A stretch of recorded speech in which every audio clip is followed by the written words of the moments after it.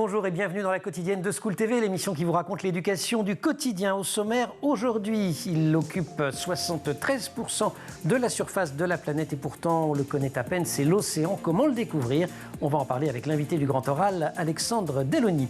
L'anti-sèche d'Abel Laoui, c'est la façon dont l'actualité résonne dans les programmes. Actualité, c'est le ramadan. Les programmes, ceux qui nous parlent de l'enseignement du fait religieux. La récré, c'est toujours avec Amal. On va retourner dans l'eau avec des bébés nageurs qui ne nagent pas vraiment, mais il nage quand même un petit peu. En tout cas, il flotte et ce sera avec Amal. Chronique hebdomadaire aujourd'hui, conseil de discipline. C'est un conseil de discipline sympa. Ce sont les conseils de maître Valérie Piot, notre avocate et chroniqueuse. Elle va tout vous dire sur le smartphone à l'école. La quotidienne de School TV, c'est parti. Grand oral. Grand oral dédié à une formidable exposition à l'Aquarium de Paris. C'est par la surprise, par l'émerveillement que l'on peut faire germer une conscience écologique. Je cite Alexandre Delony, bonjour. Bonjour. Notre invité, directeur des publics et de la pédagogie à l'Aquarium de Paris et qui s'emploie précisément à susciter cette prise de conscience avec cette exposition. Il était une fois l'océan, elle a commencé il y a quelques semaines et elle se poursuit jusqu'au 8 mai. Vous êtes l'invité de notre Grand Oral. Vous avez fait appel à une star pour cette expo. Ah bien sûr, je pense que tout le monde connaît Maestro. Donc de Il était une fois, la série Il était une fois. Donc c'est vrai que là, on a vraiment notre public, notre cœur de cible, qui sont donc les familles et les enfants, avec Maestro pour apprendre plus sur l'océan et apprendre à le connaître et à le protéger. C'est important de passer par des personnages. Oui, tout à fait. C'est vrai que, comme je l'explique, en fait, on a des familles avec des enfants et pour faire passer des messages, eh bien, souvent, ça va être les personnages que les enfants vont connaître. Et donc là, Maestro est vraiment là aussi pour faire passer ces messages, pour découvrir donc aux enfants, au plus grand nombre, bien sûr, l'émerveillement qu'on peut avoir face à l'océan, à ses beautés, et aussi donc le message de préservation de l'environnement. On plonge pendant quelques secondes dans l'expo. Avec plaisir, avec plaisir. Bienvenue à l'Aquarium de Paris. Suivez-moi. Oh, ça va être amusant. De belles découvertes. Oh, des requins. Une méduse. Voilà, ça c'est vraiment la partie, le teasing comme on dit. L'objet de cette exposition, c'est de faire découvrir l'importance des océans et des écosystèmes marins pour l'équilibre de la planète. Si vous deviez développer un tout petit peu ce propos, comment concrètement vous illustrez tout cela? Alors dans l'exposition, c'est à plusieurs échelles, bien sûr. On a une exposition classique où donc on va avoir des présentations, par exemple, sur des cartels qui vont être positionnés un peu partout dans tout l'aquarium. Et après, vous avez aussi un spectacle qui a été fait en interne avec nos comédiens. Et ce spectacle est aussi très important parce qu'il y a Maestro qui arrive sur scène aussi pour faire passer ce message et donc aussi éduquer aussi donc les parents et les enfants à la biodiversité et donc à la préservation aussi des ressources marines. Et pendant ce temps-là, on se promène et on découvre tous les bassins de l'aquarium. Je crois qu'il y a une cinquantaine. Oh, un petit peu plus. Même plus. Vous avez 13 000 animaux, en gros. Oui, non, quand j'ai cinquantaine, ce n'est pas des animaux, c'était les bassins. Les bassins, oui, oui. Alors, il y a un petit peu plus de bassins. Vous avez quasiment une centaine de bassins. Après, vous avez nos piliers phares qui vont être les méduses, les coraux, les requins. Et donc, sur 3500 m², vous pouvez bien sûr déambuler toute la journée pour voir tous ces bassins. Et c'est hyper varié parce qu'il y a à la fois le biotope de la Seine, j'allais dire, c'est la moindre des choses parce que vous êtes en dessous du Trocadéro. Tout à fait. Oui, c'est ça, avenue Albert Demain, si je me souviens bien. Exactement, oui, juste en face de la Tour Eiffel. Voilà, on est quoi, aller à 300 mètres de la Seine ou peu s'en faut. Exactement. Un petit peu plus loin de Tahiti, de l'Atlantique, de la Manche, de la Méditerranée. Et pourtant, on retrouve tous ce qu'on appelle des biotopes, c'est ça, des espaces de vie. Voilà, ces écosystèmes, en fait, vous allez pouvoir voir en déambulant dans l'aquarium. On commence, comme vous avez bien dit, donc sur la Seine, et puis après, on est dans l'océan, au début Atlantique, Méditerranée, puis après les dom-toms. On va voir les méduses, ça c'est vraiment aussi un émerveillement. Et on voit aussi les requins, etc. Oui. Alors sur les méduses, vous trichez un tout petit peu parce que je me suis laissé dire qu'elles étaient élevées sur place. Oui, c'est vrai. Mais on n'a pas le choix en fait, c'est ça? Alors ça dépend, on est assez fiers. C'est vrai qu'on a une équipe de soigneurs aquariologistes qui sont là donc, pour élever ces méduses. Et on a quasiment la plus grande collection de méduses en Europe, qu'on appelle Médusarium. Et vous avez donc une cinquantaine d'espèces maintenant qui sont présentées par roulement dans les différents bassins du médusarium. Et ça, c'est vraiment un émerveillement pour voir un petit peu ces méduses, pour comprendre aussi l'impact que peut avoir les méduses sur mais ça, on va parler, je pense, un petit peu après, sur l'environnement. Elles ont une durée de vie assez limitée, je crois. C'est entre autres pour ça que vous les élevez sur place. Exactement, ça dure. On n'a pas le temps d'aller les chercher. Tout à fait, tout à fait. Les méduses ont une durée de vie de quelques mois, quelques années, mais après, c'est vrai qu'il faut pouvoir donc les reproduire. On peut reproduire certaines espèces, Donc on a un laboratoire à l'intérieur de l'aquarium qui est capable de reproduire donc certaines espèces, tout à fait. Toutes les merveilles de l'aquarium de Paris et donc cette exposition Il était une fois l'océan pour découvrir aussi l'impact des activités humaines. Vous avez raison, on va en parler, Alexandre Dallony, dans quelques secondes, juste après l'Anti-Sèche d'Amal Laoui, le rendez-vous avec l'actualité. Et l'actualité, c'est le mois de Ramadan qui a débuté le 2 avril, Amal. Le mois de Ramadan, un mois de jeûne, de prière et de partage pour les musulmans, a commencé donc en France le 2 avril. La France compte entre 5 et 6 millions de musulmans pratiquants et non pratiquants, ce qui fait de l'islam la deuxième religion du pays. La communauté musulmane française est aussi la plus nombreuse en Europe. Et quand on va à l'école, on en entend parler de cette religion, puisque l'enseignement du fait religieux est inscrit dans les programmes scolaires. Oui, c'est ça. L'enseignement des faits religieux est inscrit dans le socle commun de connaissances, de compétences et de culture. Alors voici ce qui est écrit sur le site Eduscol. Eduscol, c'est le site d'information et d'accompagnement des professionnels de l'éducation qui répertorie, entre autres, les programmes scolaires. C'est votre livre de chevet, Eduscol, en vrai, pour faire l'Anti-Sèche. C'est mon site préféré, il est dans mes favoris. Alors, je cite, avec objectivité et méthode, il décrit et analyse les faits religieux comme élément de compréhension des sociétés passées et de notre patrimoine culturel par le truchement de disciplines telles l'histoire, les lettres, l'histoire des arts, l'histoire musicale, les arts plastiques ou encore la philosophie. Donc c'est pour ça qu'on parle d'enseignement des faits religieux. C'est pas une discipline à part entière. Exactement. On n'a pas de cours de religion. C'est pas une discipline à part entière, c'est un enseignement transversal qui encourage donc le décloisonnement disciplinaire, inscrit, je l'ai dit, dans le socle commun de connaissances, de compétences et de culture. L'enseignement des faits religieux s'appuie par exemple sur les grands textes religieux, les œuvres d'art et présente la diversité des représentations et des visions du monde. Et l'enseignement, la mise en place de cet enseignement, elle est à l'école publique assez récente. Il faut dire que c'était pas évident pour une école laïque, il fallait pas tomber dans le catéchisme, tout ça a été très très très compliqué. Il y a plusieurs rapports importants. Le premier remonte à la fin des années 80. Oui. C'est le recteur Philippe Joutard qui l'avait exactement. historien qui l'avait En rédigé. 1989, exactement, le rapport de l'historien Philippe Joutard alerte sur la perte de sens que ressentent les élèves face à des monuments patrimoniaux.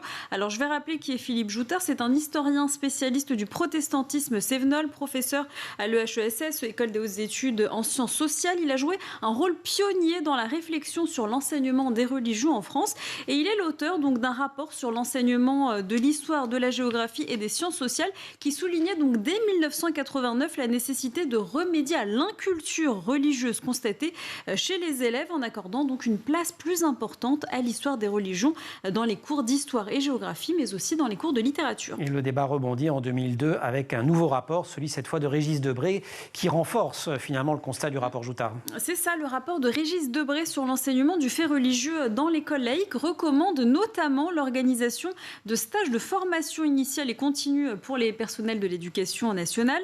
L'enseignement des faits religieux permet de donner des clés de lecture à des objets scientifiques, une source littéraire, picturale, architecturale, etc. Donc le site Eduscol rappelle aussi que cet enseignement du fait religieux au sein de l'école de la République est de fait laïque, puisque la laïcité est un des piliers qui permet la transmission des valeurs républicaines. Ce n'est donc ni un catéchisme, ni une entreprise prosélyte. Fin de citation, et merci Eduscol. Et surtout merci Amal Laoui pour cette chronique sur l'enseignement du fait religieux. C'était l'Anti-Sèche, on se retrouve pour la récré ? Oui. On va retourner, on va plonger. Retourner dans l'eau. Là. Allez, on va dans l'eau tout de suite, mais dans les océans avec Alexandre Dallony. Ce n'est pas un abus de langage que de dire que la vie de chaque être humain dépend de l'océan. Il nous nourrit, nous transporte, nous fournit de l'énergie tout autant qu'il nous émerveille. C'est une citation extraite d'une tribune publiée il y a quelques mois dans le journal Le Monde, signée entre autres par Françoise Gaille, qui est la vice-présidente de la plateforme Océan et Climat, par François Houillet, PDG de l'Ifremer, par Antoine Petit, le PDG du CNRS. Je ne vais évidemment pas tous les citer, mais pour vous dire que des personnes extrêmement, à la fois influentes et légitimes se sont exprimées sur le sujet. Et l'Aquarium de Paris s'emploie à faire connaître cette diversité à travers l'exposition Il était une fois l'océan, c'est jusqu'au 8 mai 2022 et on en parle avec Alexandre Dallony, directeur des publics et de la pédagogie. L'océan, je le disais en introduction, c'est 73% de la surface de la planète et pourtant on le connaît hyper mal. Oui, c'est vrai. On a souvent un exemple qui est assez parlant. Par exemple, si je vous parle de Mars, eh bien, en fait, les scientifiques connaissent mieux la surface de Mars que le fond des océans, par exemple. Voilà, c'est un exemple parmi tant d'autres, mais c'est vrai que l'océan, on vient tous de l'océan, c'est là où la vie est apparue. Et c'est donc aussi important de connaître aussi l'océan, cet écosystème, Donc c'est pour ça qu'on est totalement aussi légitime à l'aquarium de pouvoir parler donc des différentes thématiques pour la préservation de l'océan. Ouais. Y compris les espèces qui vivent dans l'océan. Je lisais un chiffre qui était qu'on n'en connaît que 3%. Oui, c'est vrai. Voilà, Au fond, on n'en sait rien, parce que si on dit 3%, c'est qu'on a idée des 100% restants. Mais enfin, ça dit vraiment... Oui, c'est ça. C'est assez peu. C'est vrai qu'on découvre toujours de nouvelles espèces. Et au final, c'est vrai que par exemple, moi, je prends l'exemple aussi des coraux. Souvent, voilà, on va dire que le public ne connaît pas très bien les coraux, ces animaux donc, qui vont constituer les récifs coralliens. Ça représente même pas 1% de la surface des océans, et pourtant à l'intérieur, vous avez quasiment un tiers des espèces marines. Donc c'est vraiment un réservoir extraordinaire. Exactement, vous avez énormément de vie, et donc c'est très très important de connaître donc, ces récifs coralliens. Bien sûr, vous avez des chercheurs qui travaillent pour connaître ces espèces et l'interaction entre elles au sein de cet écosystème. Et c'est aussi très important pour les activités humaines. Bien sûr, on n'oublie pas que ce soit la pêche, que ce soit aussi, par exemple, la protection des côtes, ou par exemple, de nouvelles molécules qui pourraient être découvertes justement dans ces écosystèmes. Écosystèmes qui sont menacés par un certain nombre d'activités humaines. En fait, on parle quasiment de l'intégralité des activités humaines. Mais s'il fallait en choisir quelques-unes. Les activités qui affectent les océans en ce moment. Alors c'est vrai que vous avez la pollution de manière générale. La pollution, partout sur le globe, ça affecte bien sûr les océans. Quand vous avez des polluants qui sont déversés par terre ou même des déchets, et ça va arriver dans les océans. Vous avez sûrement entendu parler des continents de plastique ou de déchets. Le continent de plastique, absolument. Voilà, donc qui sont dans l'océan et qui, donc par l'effet de gire, vont se mettre à certains endroits.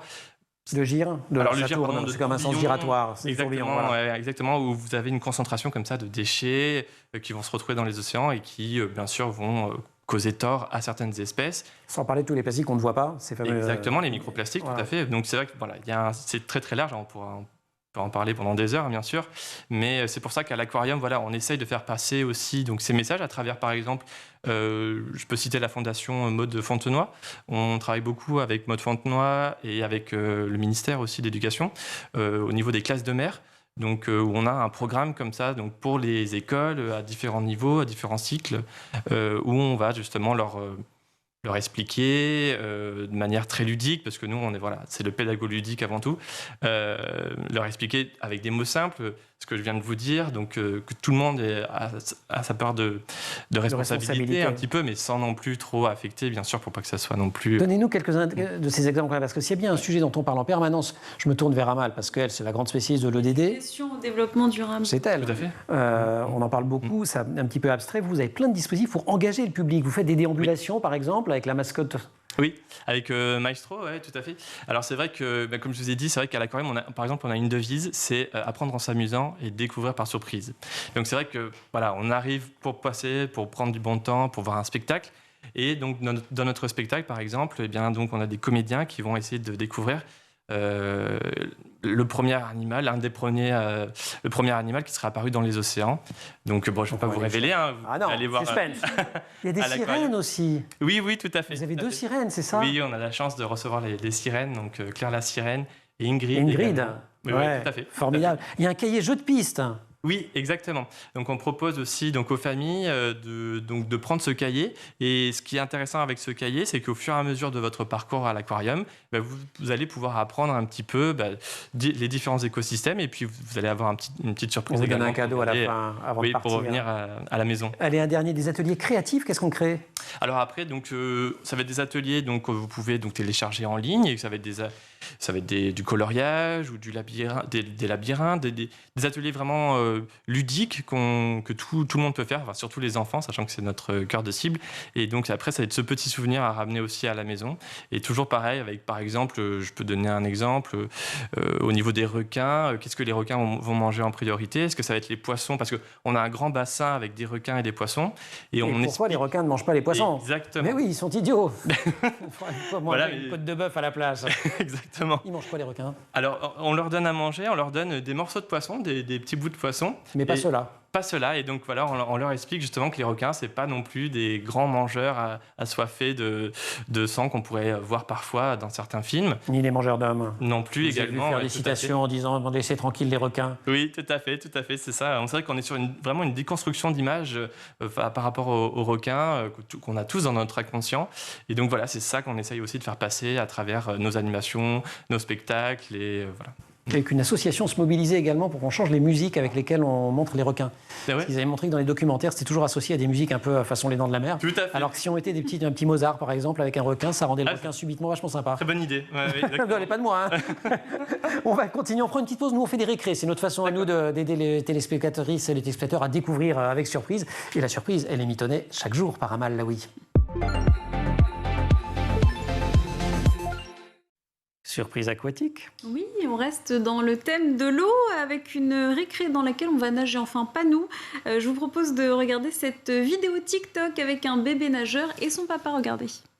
What you know about rolling down in the deep? When your brain goes numb, you can call that mental freeze. When these people talk too much, put that shit in slow motion. Yeah, I feel like an astronaut in the ocean. Ay, what you know about rolling down in the deep? When your brain goes numb, you can call that mental freeze. When these people talk too much, put that shit in slow motion. Yeah, I feel like an astronaut in the ocean. She say that I'm cool. I'm like, yeah, that's true. Mais dites-moi, Amal, ce bébé nageur, il nage à peu près aussi bien que moi. Oui, Il ne nage pas, en fait. Lorsqu'on parle de bébé nageur, ça ne veut pas dire que le bébé sait nager. En fait, les bébés nageurs sont des nourrissons qui contrôlent leur respiration lorsqu'ils sont immergés. Ils coupent instinctivement leur respiration sous l'eau. On appelle bébé nageur aussi les séances organisées en piscine pour les bébés accompagnés de leurs parents. Ces séances d'une demi-heure à 1 heure ont pour objectif de familiariser les bébés avec le milieu aquatique. Ça permet aux bébés de ne plus craindre les éclaboussures et de ne plus hésiter à mettre la tête sous l'eau. On fait ça à partir de quel âge? Je parle du bébé, pas des parents. Ces séances avec les parents sont ouvertes à partir de 4 mois et jusqu'à 6 ans. Alors, il faut que le bébé soit à jour avec ses vaccins. Le bébé doit également être en bonne santé, ne pas présenter de pathologies à ce moment-là, comme des otites ou de l'eczéma, etc.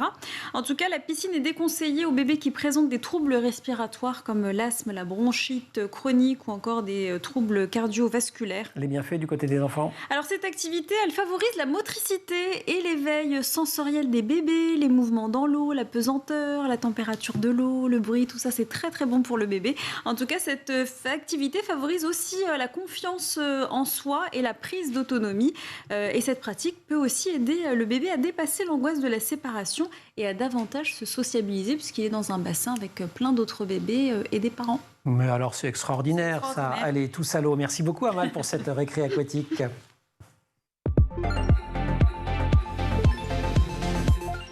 Péril sur l'océan. L'océan, il nous permet littéralement de respirer, on en parlait, mais il est surtout toujours plus esquinté par l'activité humaine. Il est aussi méconnu, bien qu'il couvre l'essentiel de la surface de la planète. L'exposition « Il était une fois l'océan », c'est jusqu'au 8 mai 2022. Elle vous propose cette expo de découvrir l'océan, de le faire découvrir aux enfants. Et c'est le thème de notre grand oral avec Alexandre Dalloni, directeur des publics et de la pédagogie de l'Aquarium de Paris. L'océan, il a été sympa quand même jusqu'à présent, parce que je lisais qu'il avait absorbé toujours plus de CO2 et de chaleur. Il a quasiment encaissé 93% du choc, de l'excès de chaleur induit par les activités humaines depuis le début de l'ère industrielle. Mais on ne sait pas jusqu'à quand ça va durer, ça, en fait. C'est vrai que vous avez cet effet tampon qui vous expliquez très très bien par l'océan. Et au final, le changement climatique, on en parle de plus en plus et ça va être de plus en plus concret. Et c'est de plus en plus concret. Donc effectivement, oui, tout à fait. C'est vrai qu'à un moment donné... l'effet réservoir, comme vous dites. Alors là, je fais Monsieur Jourdain qui fait de la prose sans savoir. Expliquer l'effet réservoir, parce que l'effet réservoir au sens où on a cette immense surface d'eau qui a. Voilà, c'est ça. Par exemple, au niveau de la chaleur qui pourrait passer un petit peu dans l'océan, ou au niveau aussi du CO2. Le CO2, vous savez, qui se trouve dans l'atmosphère et qui peut passer dans l'océan. Mais alors, ça a cet effet-là, mais ça a aussi un effet néfaste pour les animaux qui sont dans les océans. Il y a des zones dites mortes, je crois. Pardon ? Il y a des zones mortes dans l'océan, quelques-unes. Alors, après, vous avez des phénomènes comme, par exemple, l'acidification des océans. Ouais. Donc, où l'océan devient de plus en plus acide, justement par cet effet de CO2 qui passe dans l'océan.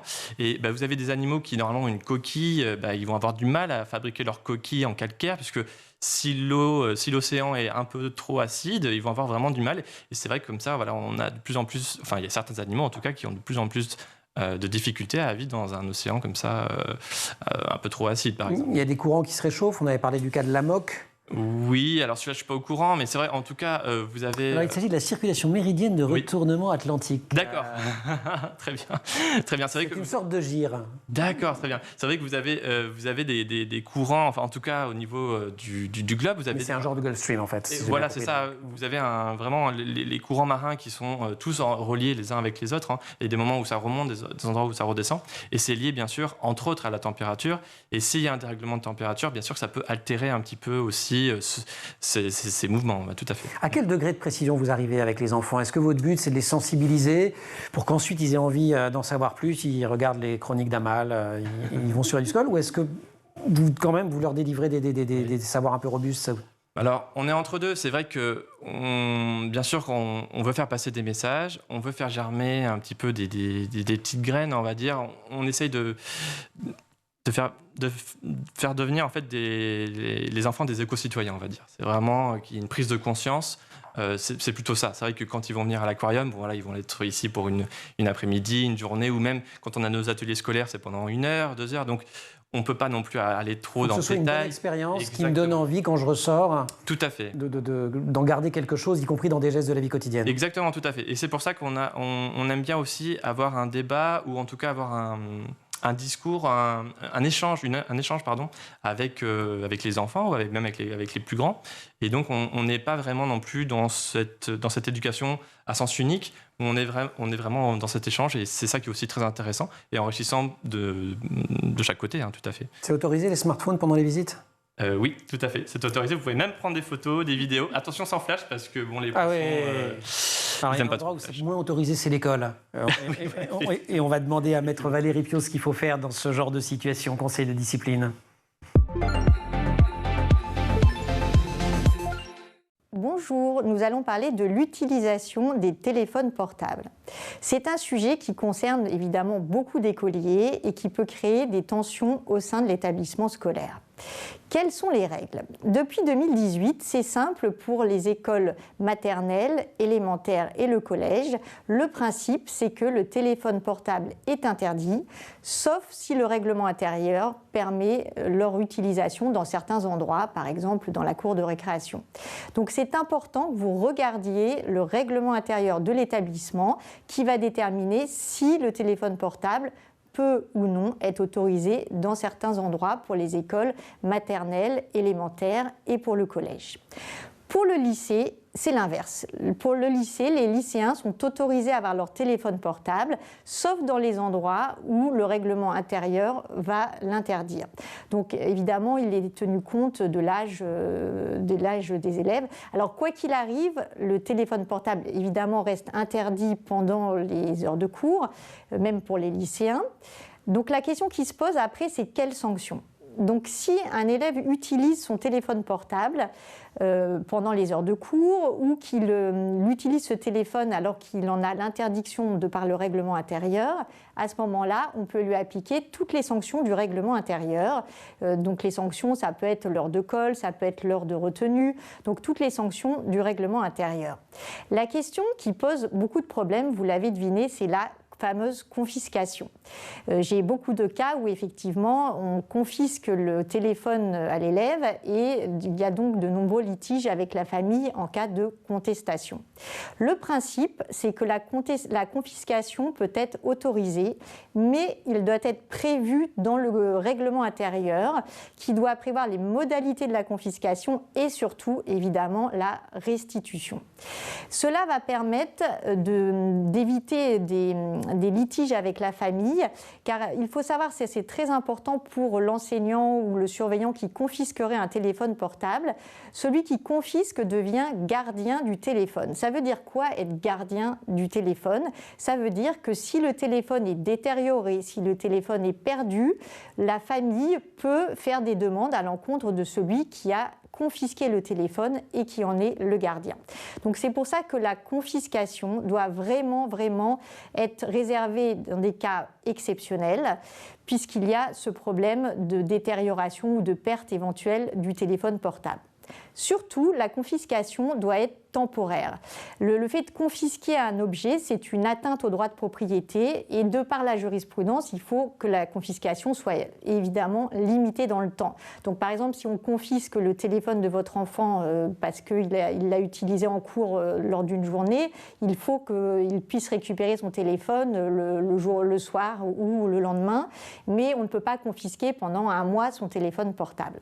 Donc la confiscation est encadrée, mais attention également, si la confiscation n'est pas prévue au règlement intérieur, elle ne peut pas avoir lieu. Il faut que la confiscation soit prévue avec ses modalités de restitution dans le règlement intérieur. Donc en résumé, si votre enfant est à l'école maternelle, élémentaire ou au collège, le principe c'est l'interdiction du portable sauf exception. Si votre enfant est au lycée, il est autorisé à utiliser son téléphone portable, sauf interdiction prévue dans le règlement intérieur. Après, pour tous les élèves, quel que soit le niveau scolaire, les élèves en situation de handicap, bien évidemment, sont autorisés à utiliser un téléphone ou un objet de communication électronique dans le cadre d'un aménagement scolaire. De même, les professeurs peuvent parfois prévoir que pour certaines activités, ils demandent à leurs élèves d'utiliser le téléphone portable. Voilà les règles en matière d'utilisation du téléphone portable à l'école. Et à tous les âges, vous gardez vos téléphones portables. Merci Valérie Piot, mais à tous les âges, vous gardez ces téléphones pour aller à l'Aquarium de Paris. Vous enlevez juste le flash pour ne pas faire peur aux méduses et surtout aux autres. Alexandre Dalloni, directeur des publics et de la pédagogie de l'Aquarium de Paris, merci de nous avoir rendu visite. Il était une fois l'océan, c'est jusqu'au 8 mai. Il y a plein de spectacles, je ne vais pas donner toutes les dates, en plus on les trouve facilement sur le site. Mais il y a notamment Rémi qui chante, c'est ça? Oui, tout à fait, le mercredi, et après vous avez tous les jours pendant... Les comptines de la mer. Exactement, oui. On a les petits poissons dans l'eau, les crocodiles. Oui, tout à fait, c'est des comptines pour les enfants. Alors là, vraiment, les enfants. Non, vous ne chantez pas les crocodiles? Non, personne ne va chanter aujourd'hui? C'est pas grave, c'est un jour de chance. Spectacle également, il était une fois avec Maestro tous les week-ends et tous les jours pendant les vacances. Tout à fait. Ça, c'est très, très intéressant et très important. Et puis on disait, les sirènes, elles font de l'apnée. Oui, exactement. Donc, les sirènes. Oui, tout à fait. C'est vraiment c'est une performance sportive. C'est vrai qu'elles dans le bassin, elles sont en apnée. Et donc, il y a un spectacle le matin et l'après-midi. Et donc, on invite tout le monde à venir tous les jours de la semaine. On est ouvert tous les jours, sauf le 14 juillet. Mais on a de la marge. Ouais. Et tout ça, c'est au 5 avenue Albert Demain à Paris, dans le 16e arrondissement. En plus, c'est vraiment un lieu bien situé parce que quand on visite Paris, on peut en profiter pour faire la Tour Eiffel, le Troca, la balade sur les quais de Seine. Enfin, tout ça est très, très bien placé. Merci beaucoup. Toutes les informations sur votre site internet. Et merci aussi à toute l'équipe de cette quotidienne au maquillage Colline Hamel, au son Alexandre Larochelle, à la réalisation Romain Luc, la préparation de l'émission évidemment Marine Plantec, assistée par Charles Fontaine. Amal, merci. Merci à vous. Vous restez sur School TV et on se retrouve en permanence sur Internet et sur les réseaux sociaux.